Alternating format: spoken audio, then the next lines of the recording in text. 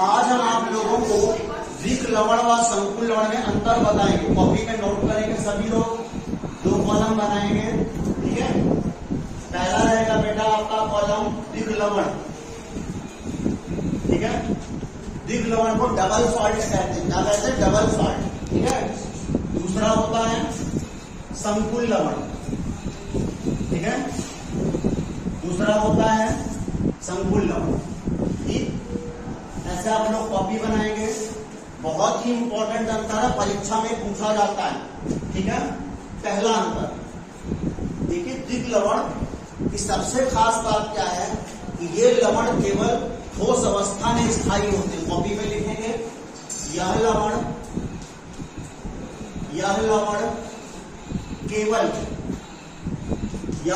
केवल ठोस अवस्था में, यह लवण केवल ठोस अवस्था में स्थायी होते हैं। ठीक, द्विक लवण जो होते हैं वो केवल ठोस अवस्था में स्थायी होते हैं। संकुल लवण में लिखेंगे बेटा, यह लवण ठोस अवस्था, यह लवण ठोस अवस्था व जलीय विलयन, यह लवण ठोस अवस्था व जलीय विलयन दोनों में स्थायी होते हैं। दोनों में स्थायी होते हैं। ठीक, ये पहला अंतर है, बहुत ही इंपॉर्टेंट अंतर है, सब लोग इसे जरूर तैयार कर लेंगे। ठीक है, दूसरा अंतर बेटा लिखेंगे, जो द्विक लवण होता है उसके सभी घटकों का परीक्षण आप जलीय विलयन में कर सकते हो। ठीक है, इसके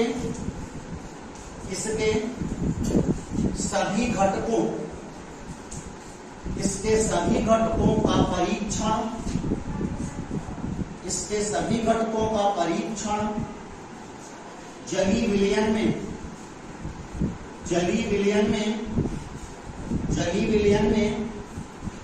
किया जा सकता है। ठीक है, इसके सभी घटकों का परीक्षण जलीय विलयन में किया जा सकता है। ठीक है, संकुल लवण में इसके सभी घटकों का परीक्षण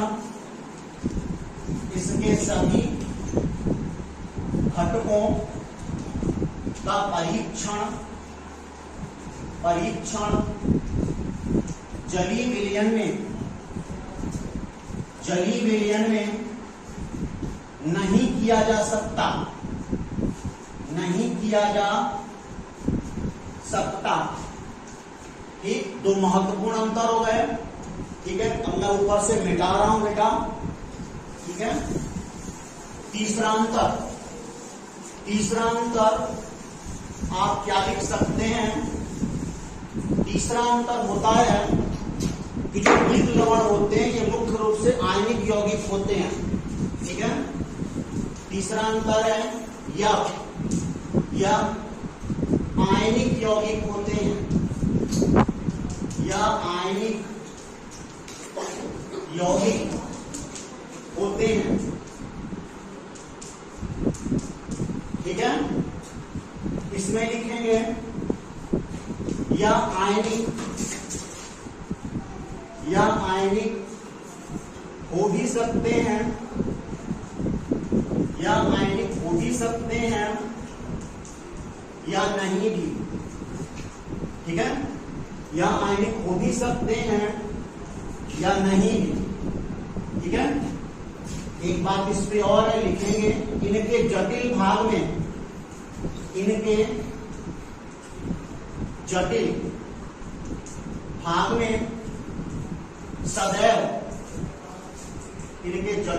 में सदैव उपसह संयोजी बंध, इनके जटिल भाग में सदैव उपसह संयोजी बंध पाया जाता है। ठीक है, अगला अंतर अगला अंतर, समझ में आ रहा है ना सबको?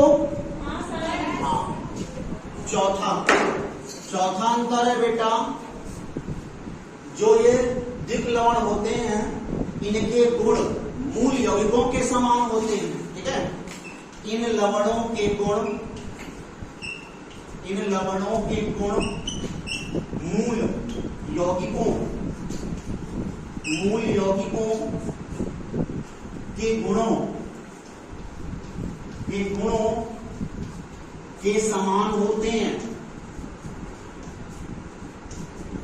ठीक है, इसमें लिखेंगे बेटा इन लवणों के गुण मूल यौगिकों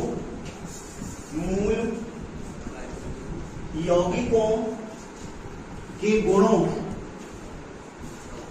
गुणों से सर्वथा भिन्न होते हैं।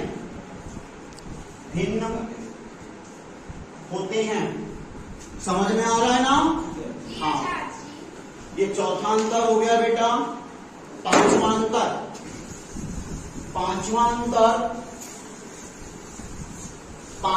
और अंतिम अंतर आप लिख सकते हो इसके।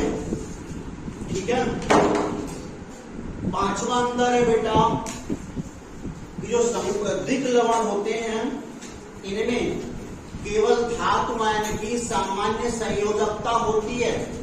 लिखेंगे इन लवणों में धातु आयन की सामान्य संयोजकता होती है। इन लवणों में धातु आयन की सामान्य संयोजकता होती है। ठीक है, संकुल लवण में लिखेंगे बेटा पांचवा अंतर, इन लवणों में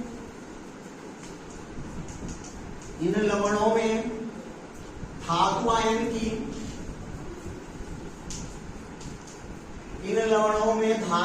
की सामान्य संयोजकता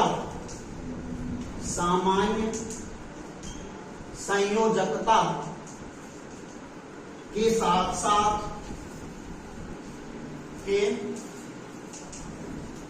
साथ विशिष्ट समन्वयन संख्या भी होती है। विशिष्ट समन्वयन संख्या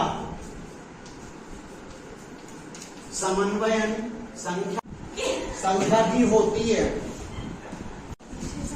छठवां अंतर है, इसमें आप एग्जाम्पल रख सकते हैं, जैसे पोटास एलम।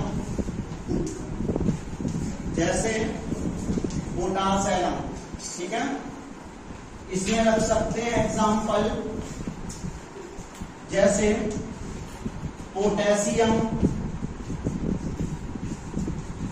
फेरोसाइनाइड।